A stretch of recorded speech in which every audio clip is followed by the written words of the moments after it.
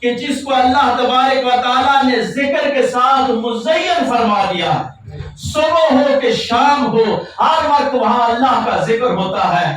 اور جو لوگ گئے ہیں انہوں نے دیکھا ہے کہ ہمارے خواجگان کی قبروں پہ ہر وقت کسی نہ کسی انداز کے ساتھ اللہ کا ذکر ضرور بلند ہو رہا ہوتا ہے۔ یہ درخت کی جو سبز ٹہنیاں ہیں، یہ استعارہ میرے نبی علیہ السلام نے دیا۔ یہ استعارہ اس صورت میں دیا کہ لوگوں اللہ کے ذکر کے ساتھ تعلق قائم رکھنا، آپ کی دنیا بھی روشن ہو جائے گی اور آپ کی قبریں بھی روشن ہو جائیں گی۔ لیکن یہاں پہ میں ذکر کے حوالے سے ایک سائنسی مسئلہ آپ کو سمجھانے کی کوشش کروں گا حضور علیہ السلام کی اسی حدیث کی روشنی سے، کہ قرآن مجید کی ایک آیت ہے جس کا مفہوم ہے کہ بے قرار دلوں کا جو چین ہے وہ اللہ کی یاد اور اللہ کا ذکر ہے۔ اب جب چین اللہ کے ذکر میں آ گیا تو موجودہ ڈپریشن، ٹینشن اور اینزائٹی میں جن لوگوں کو یہ بیماری لگ جاتی ہے تو ڈاکٹر ان کو کہتے ہیں کہ آپ درختوں کی طرف چلے جائیں، آپ مری کی طرف جائیں، آپ سوات کی طرف چلے جائیں، کشمیر کی طرف چلے جائیں۔ وہاں جب جائیں گے تو آپ کی ڈپریشن اور انزائٹی کم ہو جائے گی، آپ کو سکون ملنا شروع ہو جائے گا۔ لوگ یہ سمجھتے ہیں کہ پہاڑوں میں سکون ہے، لیکن حضور علیہ السلام کی حدیث اور قرآن مجید کی وہ آیت بتاتی ہے کہ یہ مری اور سوات میں اس لیے زیادہ سکون ملتا ہے کہ یہاں سبز درخت زیادہ ہیں۔ انسان اگر ذکر نہیں بھی کرتے، یہ سبز درخت ہر وقت اللہ کا ذکر کرتے رہتے ہیں، ان درختوں کی آغوش میں جو بھی آ جاتا ہے اس کو سکون مل جایا کرتا ہے۔ معزز صاحب، مفہوم ہے کہ بے قرار دلوں کا جو چین ہے وہ اللہ کی یاد اور اللہ کا ذکر ہے۔ اب جب چین اللہ کے ذکر میں آ گیا تو موجودہ ڈپریشن، ٹینشن اور اینزائٹی میں جن لوگوں کو یہ بیماری لگ جاتی ہے تو ڈاکٹر ان کو کہتے ہیں کہ آپ درختوں کی طرف چلے جائیں، آپ مری کی طرف جائیں، آپ سوات کی طرف چلے جائیں، کشمیر کی طرف چلے جائیں۔ وہاں جب جائیں گے تو آپ کی ڈپریشن اور انزائٹی کم ہو جائے گی، آپ کو سکون ملنا شروع ہو جائے گا۔ لوگ یہ سمجھتے ہیں کہ پہاڑوں میں سکون ہے، لیکن حضور علیہ السلام کی حدیث اور قرآن مجید کی وہ آیت بتاتی ہے کہ یہ مری اور سوات میں اس لیے زیادہ سکون ملتا ہے کہ یہاں سبز درخت زیادہ ہیں۔ انسان اگر ذکر نہیں بھی کرتے، یہ سبز درخت ہر وقت اللہ کا ذکر کرتے رہتے ہیں، ان درختوں کی آغوش میں جو بھی آ جاتا ہے اس کو سکون مل جایا کرتا ہے۔ معزز سامعین، اگر انسان غافل ہو جائے تو اس کی دنیا تنگ ہو جایا کرتی ہے۔ ہم اسی لیے کہتے ہیں کہ تنگ دلوں کا علاج اللہ کے ذکر میں ہے، اللہ کی یاد میں ہے۔ اگر آپ درخت کی چھاؤں میں بیٹھے تو آپ پہ رحمت برستی ہے، آپ پہ سکون آنا شروع ہو جاتا ہے، اور اگر آپ کسی کامل ولی کی صحبت میں بیٹھ کے اللہ کا ذکر کرنا شروع کرتے ہیں تو آپ کی زندگی میں کتنا سکون آنا شروع ہو جائے گا۔ اور پھر اس مسئلے کو مزید گہرائی کے ساتھ اگر ہم سمجھنے کی کوشش کریں تو آپ اندازہ لگائیے گا، حضور علیہ السلام کی ایک حدیث کا مفہوم ہے کہ کچھ دل اس حد تک سیاہ ہو جاتے ہیں کہ مادیت کی حبس میں روحانیت کی برسات ہے حسین۔ مادیت کی حبس میں روحانیت کی برسات ہے حسین۔ ظلمتوں کے راج میں حریت کے متوالے ہیں حسین۔ طویل شب بے نور میں چراغ سحر ہیں حسین۔ طویل شب بے نور میں چراغ سحر ہیں حسین۔ اقتدار کی کشمکش میں صاحب اقدار ہیں حسین۔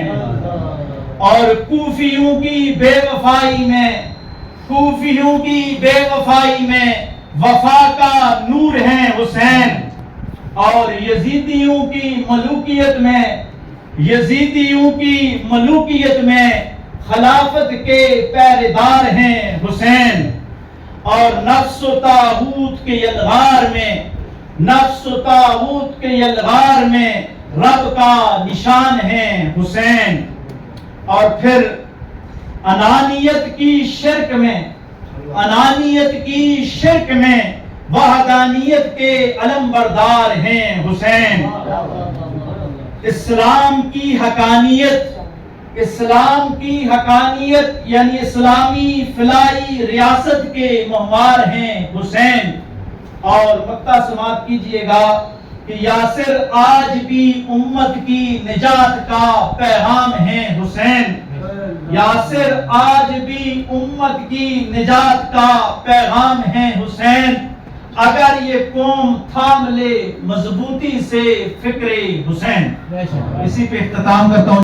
صرف اچھے لفظوں میں یاد کرتے ہیں بلکہ ان کے درجات کی بلندی کی دعا بھی کرتے ہیں. اس دعا کا اگر مفہوم سمجھا جائے تو ابراہیم علیہ السلام سب سے پہلے یہ دعا کرتے ہیں کہ یا اللہ مجھے بھی اور میری آل کو بھی نماز قائم کرنے کی توفیق عطا فرما. بعض مفسرین نے فرمایا کہ ابراہیم علیہ السلام تو خود اللہ کے مقبول پیغمبر اور نبی تھے, ان کو نماز خود اپنے لیے دعا کرنے کی کیا ضرورت تھی. تو یہ طریقت والوں کی محفل صوفیاء فرماتے ہیں کہ وہ نبی ہو کے یہ پیغام دے رہے تھے کہ استقامت کی دعا ہر وقت ہر کسی کو مانگتے رہنا چاہیے کہ نماز تو ہم پڑھتے ہیں لیکن اس نماز پہ استقامت مل جائے کہ موت کی صبح تک بھی ہم نماز کو قائم کر سکیں. اور اس کے بعد پھر ابراہیم علیہ السلام اپنی آنے والی نسلوں کے لیے دعا فرماتے ہیں اور پھر اپنے والدین کی مغفرت کے لیے دعا فرماتے ہیں. تو یہ بات ثابت ہو گئی کہ دعا یا اصال ثواب کرنا یہ انبیاء کا شیوا رہا ہے اور ہر دور میں کرتے آئے ہیں. اور ہمارے نبی کریم صلی اللہ علیہ وآلہ وسلم نے قرآن مجید کی ان آیات کی روشنی میں, کیونکہ میرے آقا علیہ الصلوۃ والسلام کا جتنا بھی کلام ہے حدیث کی صورت میں وہ سارے کا سارا قرآن مجید کی تفسیر اور تشریح بنتی ہے, اور اللہ تبارک و تعالیٰ کے پاک کلام کو آسان لفظوں میں آقا علیہ الصلوۃ والسلام نے سمجھا دیا.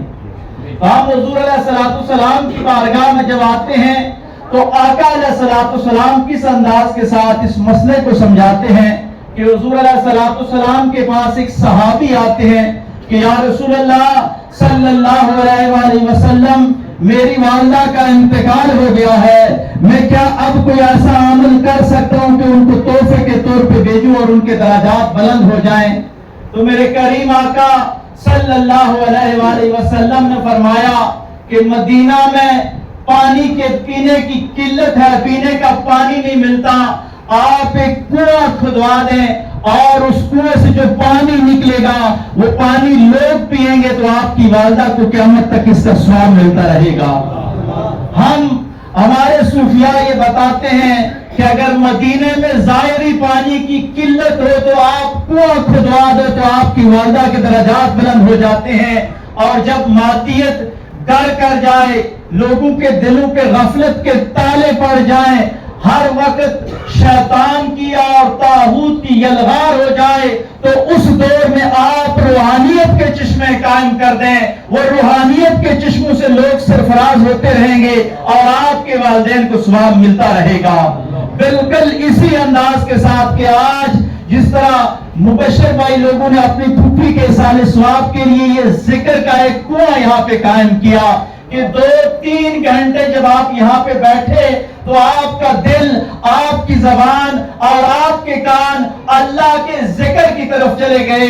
گویا مدینے میں ظاہری پیاس بجھائی جا رہی تھی اور یہاں پہ روحانی پیاس بجھانے کا وہ وسیلہ قائم کیا جا رہا ہے. جب یہ پیاس بجھتی ہے تو آپ کے والدین کے, آپ کے مرنے والوں کے درجات قبر میں بلند ہونا شروع ہو جاتے ہیں. ہم